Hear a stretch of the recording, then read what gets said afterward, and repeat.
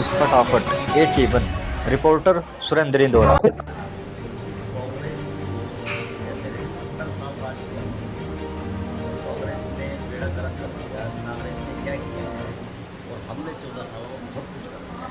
इसके बारे में थोड़ा सा बताओ। वो तो जनता आपको बता देगी। आप बाहर जाओ ना लोगों से पूछने के लिए, वो आपको इस बात का जवाब देंगे। जो टूटी सड़कें आपको नज़र आएंगी, बेसहारा पशु आपको नज़र आएंगे, गंदगी का ढेर नज़र आएगा, जो बेरोजगारों की फौज आपको नज़र आएगी पूरे शहर में, वो आपको बता देगी बीजेपी ने कितना विकास किया है। और कल आप लोगों ने भी देखा होगा जिस प्रकार से लोगों ने आशीर्वाद अपना कर दिया, ये अपने आप दर्शा दिया कि लोगों को किस तरह से इन्होंने प्रताड़ित किया है पिछले 10 साल में।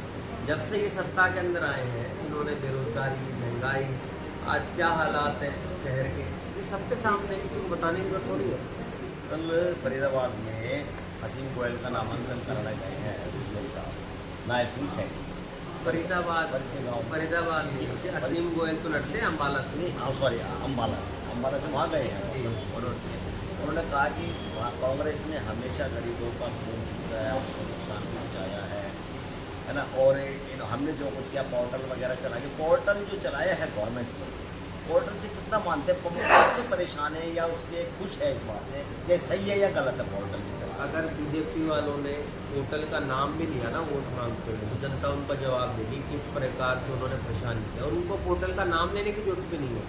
ये इनके नेता खुद कह रहे हैं कि हमारी सरकार आने के बाद हम इस पोर्टल सिस्टम को ख़त्म कर देंगे।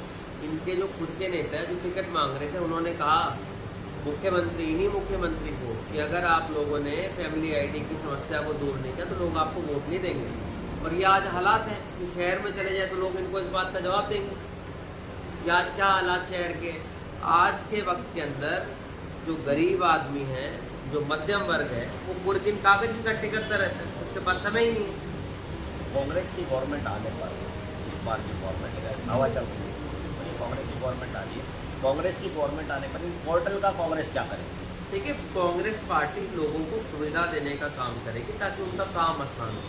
इन्होंने पिछले 5 साल 10 साल जो इनके निकले, इन्होंने केवल मात्र लोगों को परेशान किया है। कभी नोटबंदी के नाम पर लोगों को परेशान किया, कभी इन्होंने जीएसटी के ऊपर लोगों को परेशान किया, कभी परिवार पहचान पत्र के ऊपर इन्होंने परेशान किया, जो कि परिवार पहचान पत्र जो है आज परेशान पहचान पत्र बन गया, जिससे लोगों को केवल मात्र ही परेशान करती है। तो आज ही जनता के सामने ये चीज़ें और ये आएंगी बहुत जल्दी। नायब सैनी का ये भी कहना था कि कांग्रेस के पास में चेहरे नहीं है चुनाव लड़ने के लिए, इसीलिए उनके टिकट वितरण में लेट हो रहा है। तो चिरंजीव राव जी क्या कहेंगे कि कांग्रेस का ये बीजेपी का आरोप कहाँ तक सही है?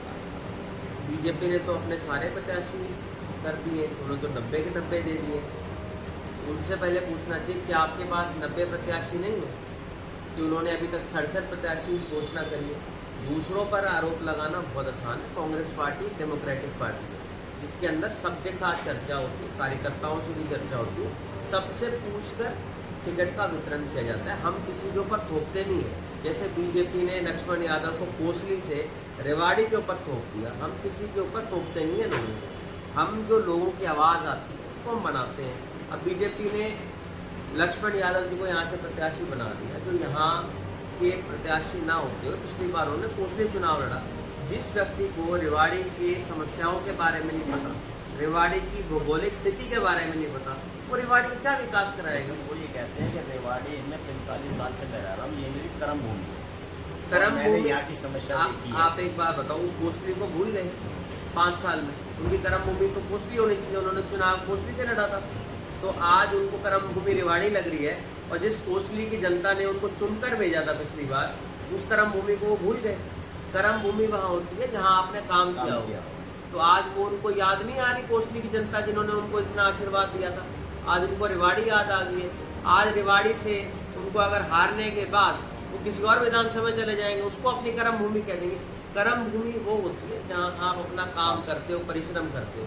तो आज उनको रेवाड़ी कर्म भूमि लग रही है, अगली बार उनको नांगल चौधरी, अटेली, नारनौल, ये तो ऐसे ही चलते रहेंगे।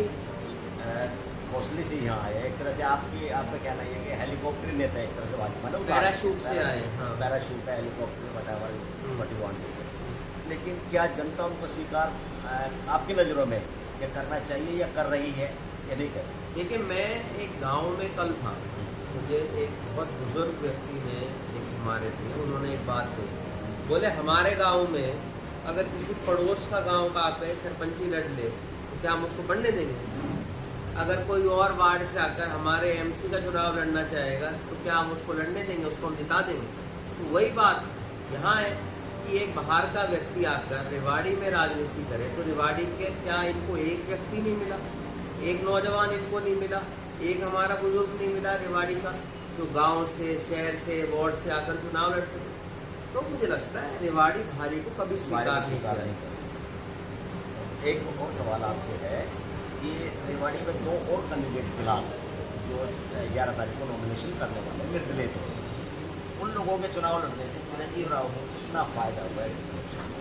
देखिए, किसी के चुनाव लड़ने से ना तो फायदा होता ना नुकसान होता। चुनाव का अपना एक तरीका होता है जिससे किसी के लड़ने से फायदा होता है, किसी के लड़ने से नुकसान होता है। चुनाव का समय बताता है।